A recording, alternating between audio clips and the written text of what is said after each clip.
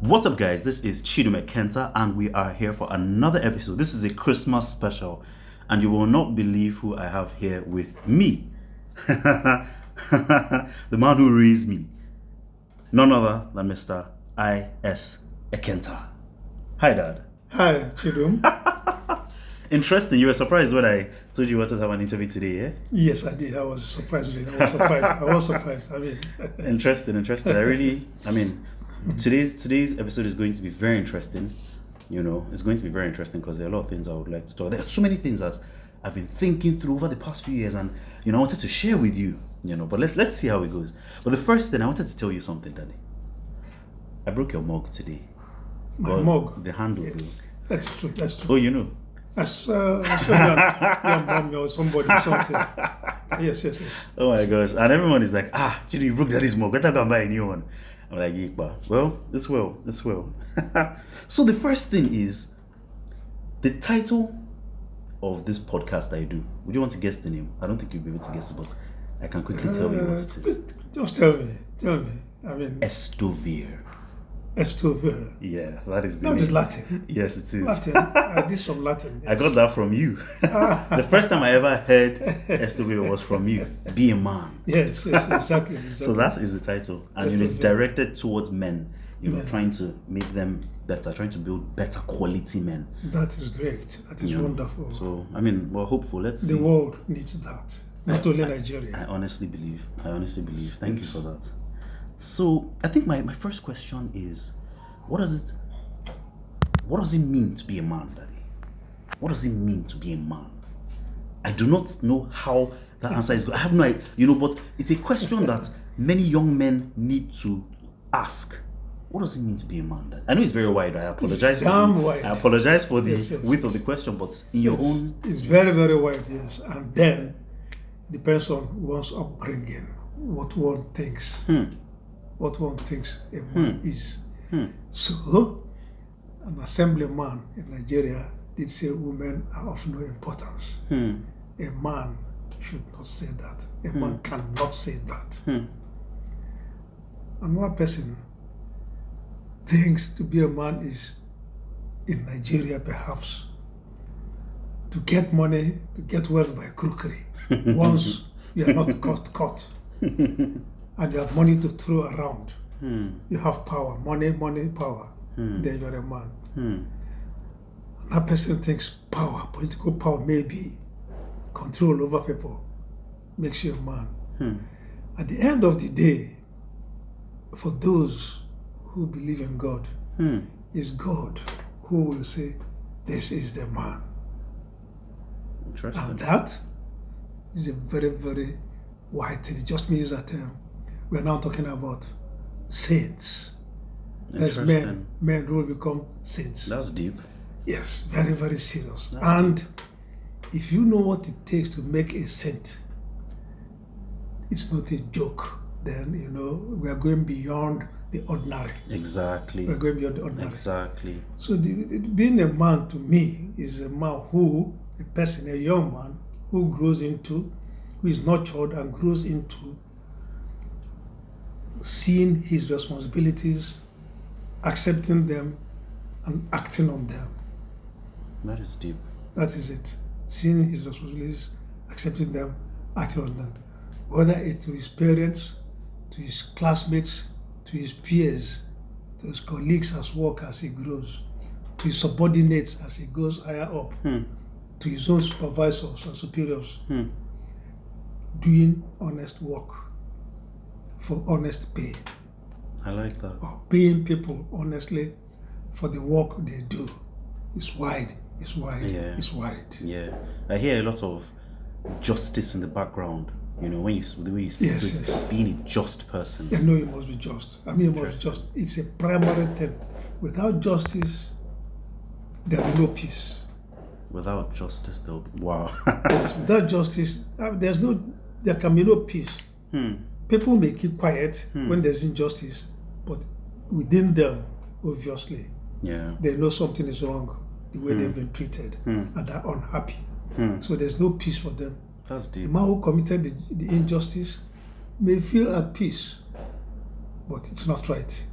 So, If the person has proper conscience, he too will not be at peace. So you must be a just person. A man should be free, free of misdeeds. free of Yeah, if you misbehave, if you deal unjustly with somebody, apologize and repay. A man is the man who, if for any error, any mistake, any reason, he appropriates funds or something from somebody, from government or from where he works, he refunds it, including interest over the period. Interest which can be earned over the period. I hope our politicians are hearing this. Oh, well. That is the fact. Not only politicians. Not only in the end. Even the man who treats your application in the university.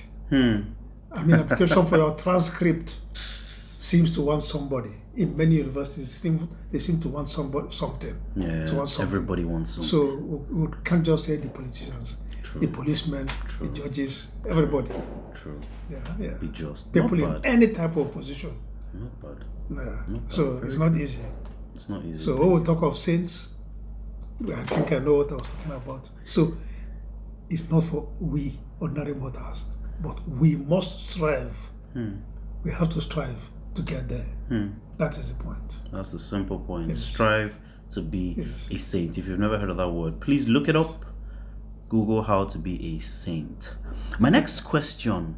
So, in the general world today, do you feel men are appreciated? Do you feel men are appreciated? Because things are changing, things are evolving. I've noticed over the past 6-7 years, men are beginning to ask questions. Men are beginning to, which word? I don't know how to put it, but they're beginning to ask questions. They're beginning to want to demand a bit more for themselves, because men naturally, mentally, psychologically, we are providers. Yes. So, in providing, many men are beginning to feel shortchanged, beginning to feel underappreciated. So, my question to you is, do you feel men are appreciated in today's world? Or is life just unfair? Men are appreciated, but then you must know the context, the conditions in the economy, the political conditions in Nigeria are not favorable at all. So you have too many men pursuing too few jobs. The alternative is to set up your own enterprise, but not everyone is a business person. Yeah. Not everyone is a business person. You may learn to, okay, fine, if you do, you become a business person. In which case, you set up your own enterprise. But then, when the economy is so poor, you find too many people in the same enterprises. So you find too many persons selling ordinary things. Supermarkets are there all over the place. So few survive. The money is not there for doctors in hospitals to be paid. Hospitals are also getting poorer and poorer. They cannot give you all the attention you require, or they may not keep all the drugs they require. So these are all problems. They're all problems, But what about in booming economies now? How would you describe it? Booming economies, where? I don't want to say Asia, but the US, a Well, couple of places in Europe. we must talk about our own environment. We have to start with our environment in the Yes. end. Facts. So, and then, let me not say I know what's happening there. But there, men are appreciated. You are paid for your labor. You contribute to government properly. You are taxed. The social movements here and there, racism and the rest, I don't want to get into that. I Yes, agree. I'm not an expert on them. I understand. So men are appreciated. If you know how to do anything in the United States, for example, or Europe, you get the job, they want you there. If you don't know how to do this job and the first one can do it, they take that person and immediately disengage you. Equality. Yes. And on the other hand, you yourself are free as a man or as a woman to leave the moment you think you're not well compensated and somebody else, another Facts. company, Once is ready to compensate you, Facts. you That's go. heavy. That's heavy.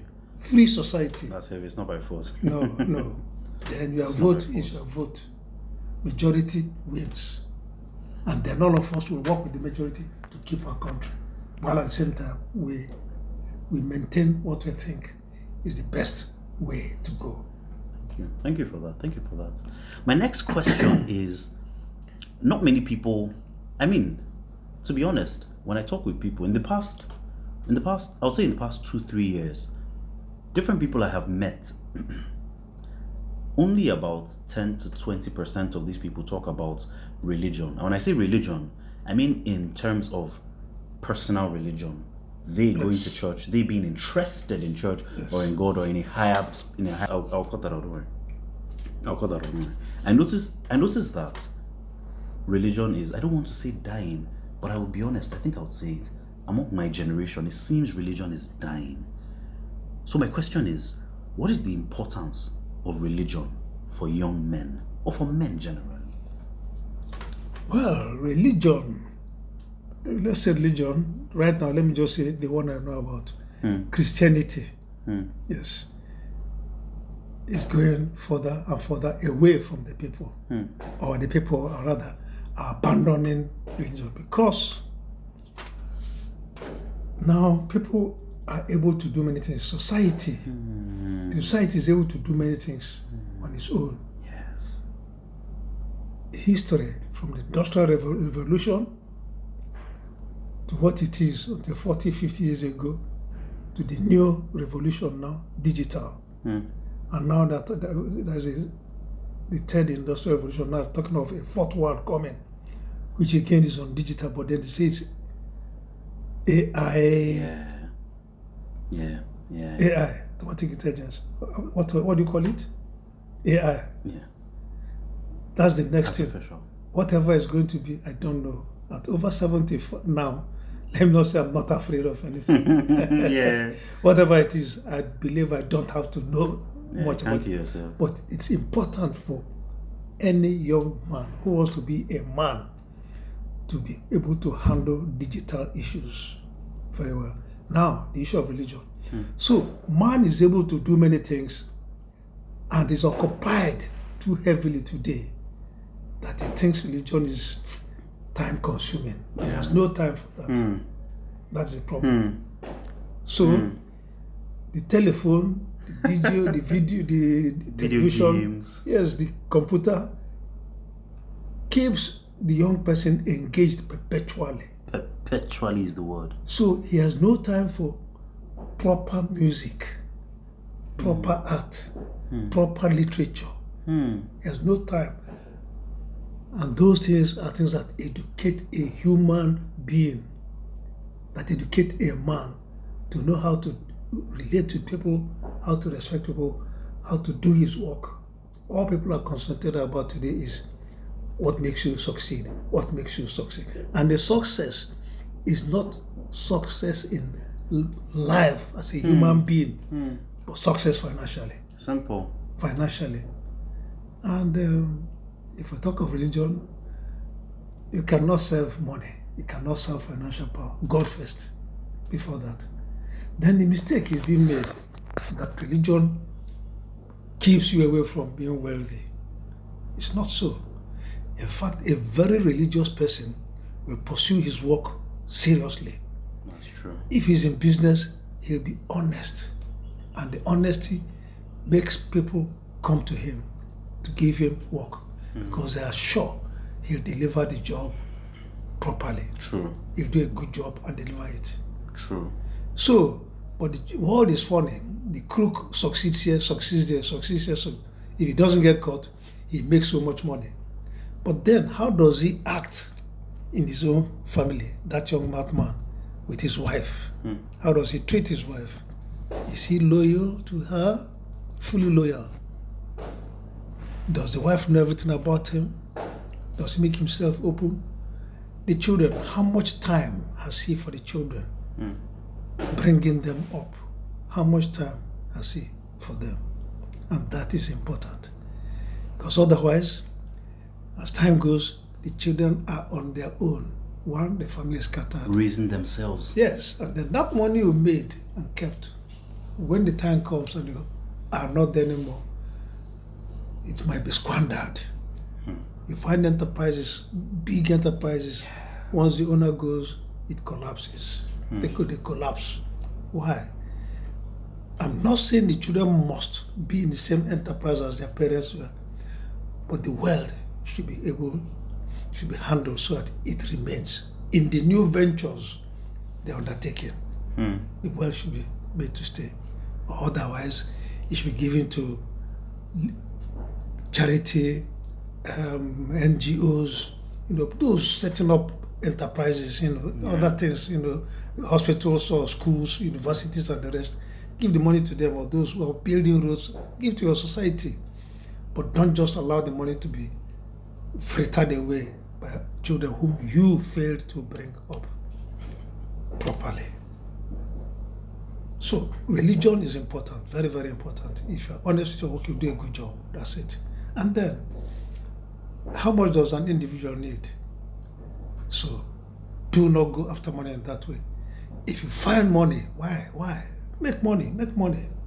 Use it as if it's not your money, but money of the society. The money belongs to you. But there's no way you can sleep in 2 rooms at the same. Even if you're in the same room, you will not sleep on 2 beds at the same time. You won't. So the rest is yours, but use it for society. Empower young people, give scholarships, train people. That's a job of the parent. So the job as a person, as a provider, definitely that is clear from the nature of a man. His strength, the way he thinks. A man and a woman are very different people. Women are caring. What you care about are not what a woman cares most about. A woman would like money, yes, but if it comes to dealing with a sick person, sick child, or sick person, sick mother, sick father, or sick husband, the way they handle the issue is far, far, far superior to the way a man would handle the sickness of his wife or their child. Completely different. The women are so sensitive, they're so attached to these things, and God has given them that power, which man has not. God has given man other powers, so that when these two work together properly, heaven begins on earth. Mad. Yes, I tell you. Nice. Heaven begins on earth. That's when deep. the woman and the man That's deep. work together as one, understand each other, play a role, play my role. Complement, of course. Bring the woman to your enterprise, let her know what you are doing, know what she's doing. If your lines are completely different, no problem. Freely let her do what she wants. Home is home. Women understand that. Yes. Home is She home. can be an engineer. Engineering, you don't know much about engineering, but of course when she comes, she tells you today this and that. You're an accountant. She is taught to study accounting. When you come back, she calls back, she says, this and how was it day, this and that. Oh, good. Children, look at the children. Everything, work together. Life is life. Nice. But your religion, put your religion as number one thing. Don't ignore, never ignore religion. It's easy to put it in the background and gradually you even forget about it. Then you find yourself freely doing all sorts of things you are told not to do, and which you know you shouldn't do. But then you get weaker and weaker and weaker and weaker, and then it means nothing because part of your life becomes a habit. I can't ask more. Not bad. I think my last question, what is your advice? What is your advice to young men in life? What's your advice? It's difficult, really. I don't know, but one is focus. Focus. What is your long-term goal? What is your medium-term goal? So facing the medium-term goal, what and what do you devise now to achieve that medium-term goal? First of all, make everything wide. Of course, you already have some education, know what you what you can do. But mark you, engineers, people who graduate in engineering have become accountants. Yeah. And forgotten about engineering. Yeah. So do not limit yourself to what you studied. Eventually, look for what you love, what you think you will love, what you believe you love. So after graduating, do what you think you will love. Of course, don't be deceived to think that having learnt English, you now love engineering. You now love engineering. I want to be an engineer. No, unless you go back to first year, secondary school, and begin your mathematics, physics, especially those two, especially, and chemistry.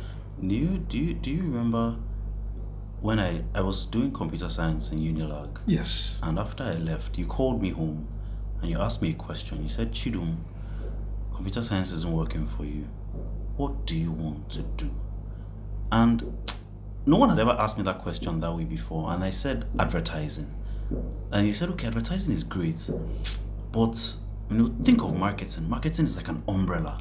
With marketing, you can go into advertising, you can go into sales, and that conversation was about 8-9 years ago. Yes, something like that. And with that advice, with that advice, that is what I'm literally using and making my daily bread. So thank you for that. I appreciate that. Not many parents. Thank you. Not many parents, give proper advice. They want their children to be lawyers. They want their children. You ask me, what do you want to do? And I appreciate that. Okay, thank you. Thank you. I really do.